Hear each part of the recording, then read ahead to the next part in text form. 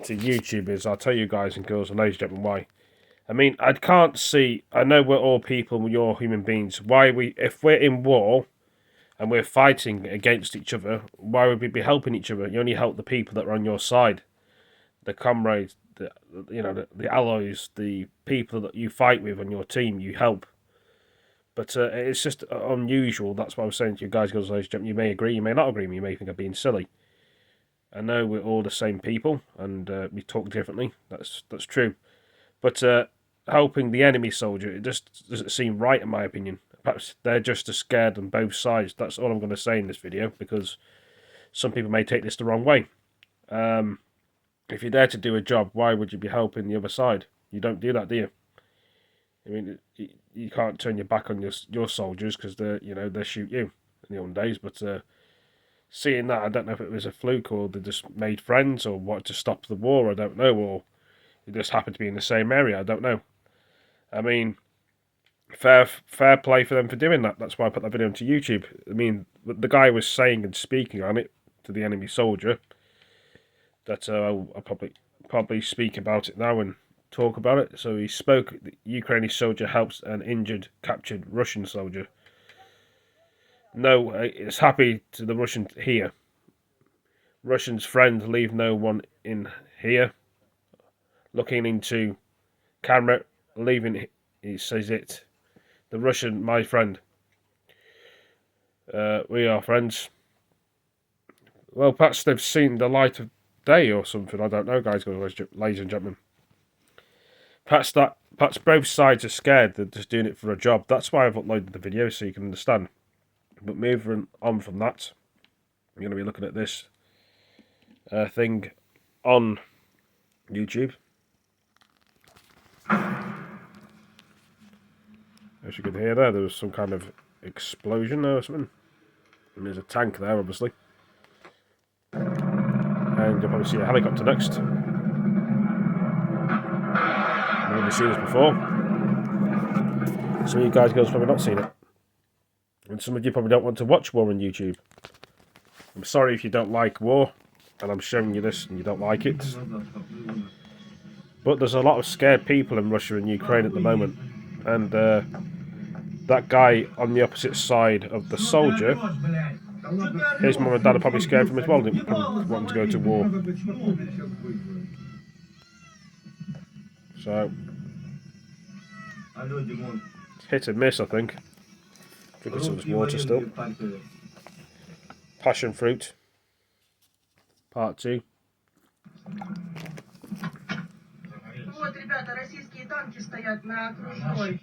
Russian tanks standing.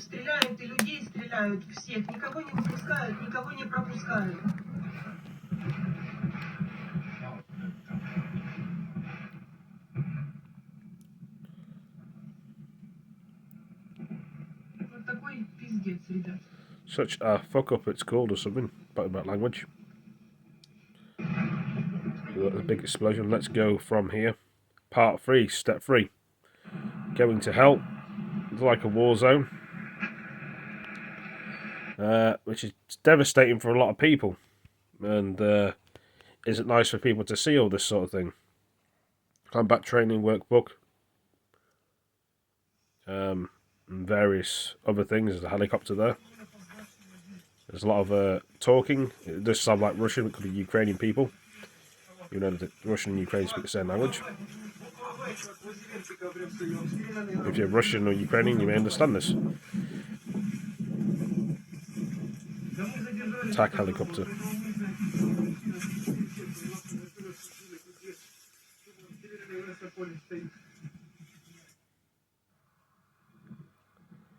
Here you go, some kind of flare in the sky. Or a light flare.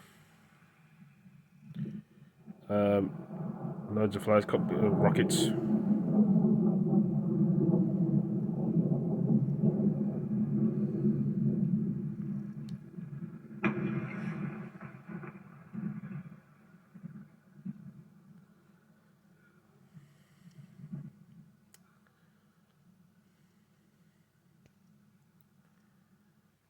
There we go. There's a lot of videos that are on here. And if you want to visit this guy's YouTube channel, you can see it on there. And he has probably a very interesting YouTube channel you've probably seen. And there's obviously some kind of rubble, crash, a plane falling in the sky. A lot of gunfire.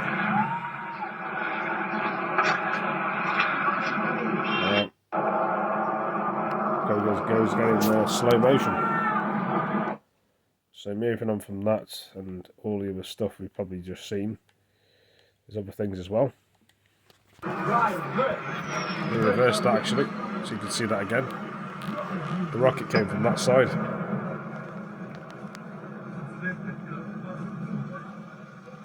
As we reverse that again, we'll wind it back again.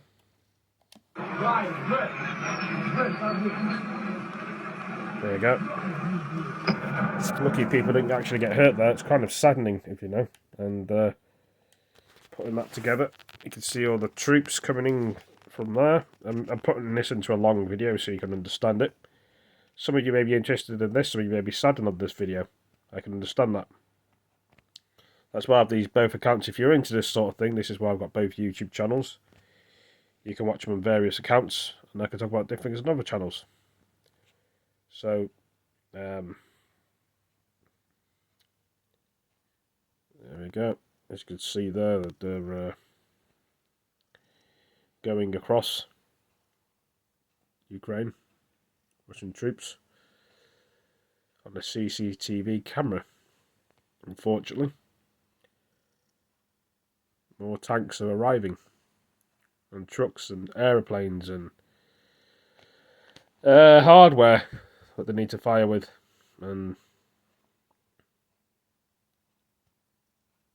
I'm sorry there's no volume on this, so you can't hear it. But you get kind of a rough idea what it's like.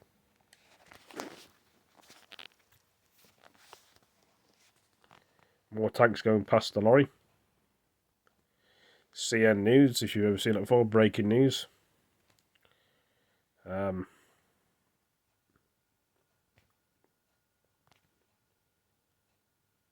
Ukrainian borders. I mean, there's more to this if you want to watch it on YouTube. Some people may not have time to. More siren.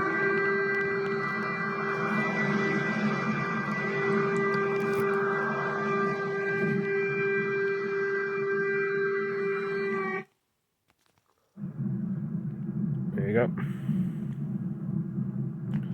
See it in the distance.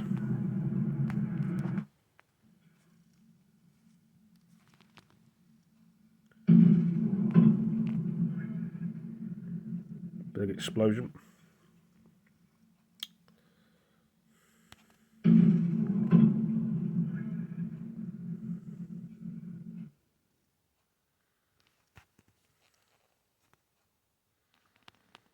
All orange smoke and white smoke.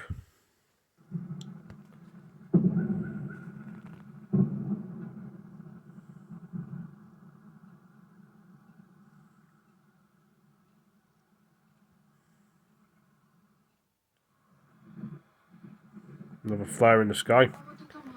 Lights up the sky. I think we've already seen that flare one, I think.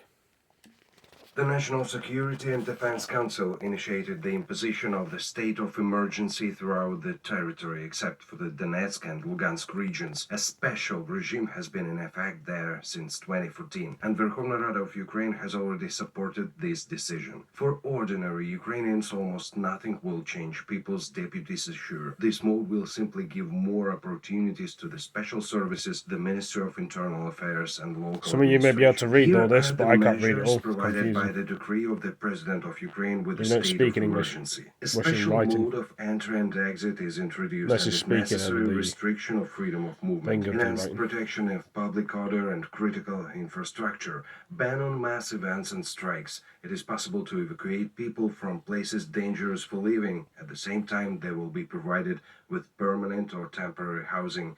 If necessary, verification of citizens' documents. It will also prohibit the production and distribution of informational materials that can destabilize the situation. The National Security and Defense Council says it all just sounds scary. Depending on the situation, the headquarters will make certain decisions, I emphasize once again, if necessary. No one will nightmare someone, but it is our duty to ensure security when necessary. The state of emergency is introduced in Ukraine for a period of 30 days, with the option to extend it for another 30. And this is Kharkiv region. Even before the introduction of the state of emergency, things were unsettled here. Nikolai is one of the residents of a village near the border with Russia. He says that in 60 years there has never been such attention to his village. Now there are daily patrols of border guards.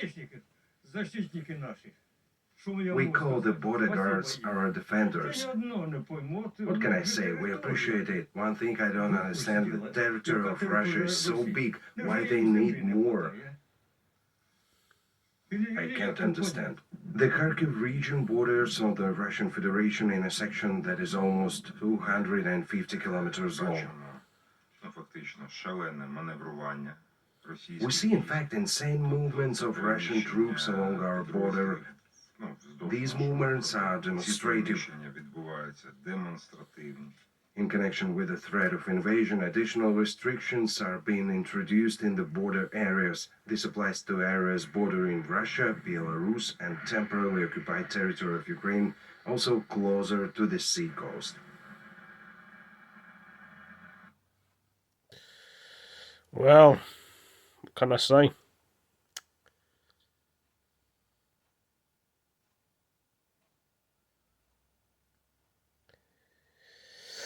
Well,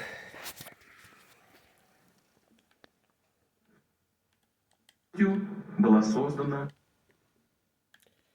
quite a lot of news on here.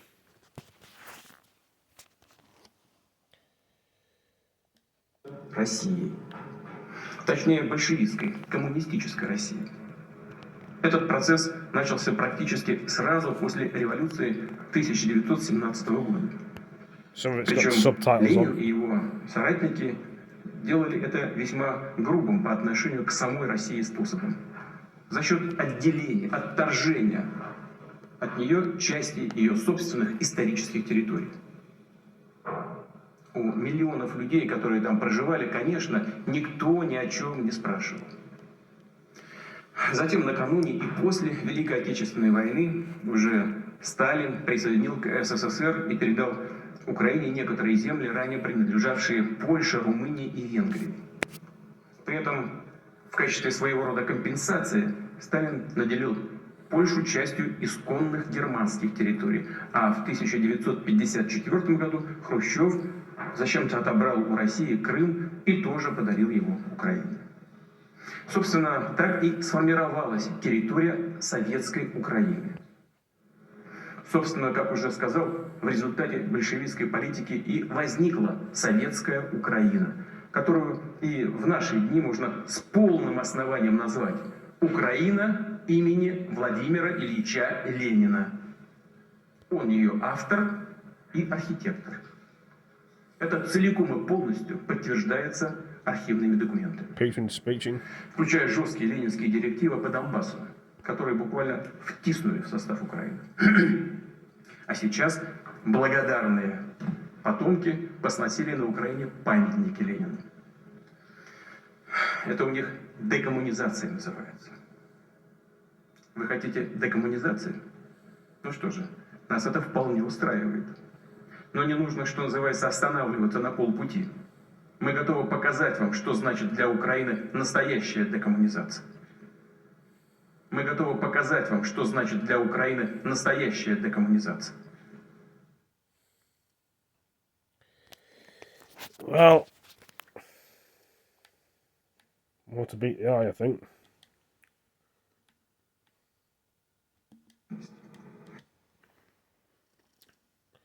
Hold on.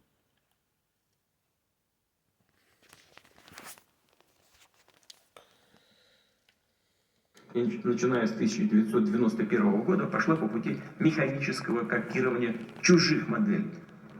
оторвана как от истории, так и от украинских реалий. Политические и государственные институты постоянно перекраивались в угоду быстро сформировавшихся кланов с их собственными корыстными интересами, не имеющими ничего общего с интересами народа Украины. Устойчивой государственности на Украине так и не сложилось. А политические выборные процедуры служат лишь прикрытием, ширмой для передела власти и собственности между различными олигархическими кланами. There's another one done. Talking about it. So I'm going to go from that one to this one. We can see halfway through the video. Его судьба была фактически предрешена. Это сейчас радикалы и националисты, в том числе и прежде всего на Украине, приписывают себе заслугу завоевания независимости. Как мы видим, это совсем не так. К распаду нашей единой страны привели исторические, стратегические ошибки лидеров большевиков, руководства КПСС, допущенные в разное время в государственном строительстве, экономической и национальной политике. Распад исторической России под названием СССР на их совести. Yep, that as well. Got France and stuff and Macron. You got President Joe Biden next. The full So, that one. You can see that.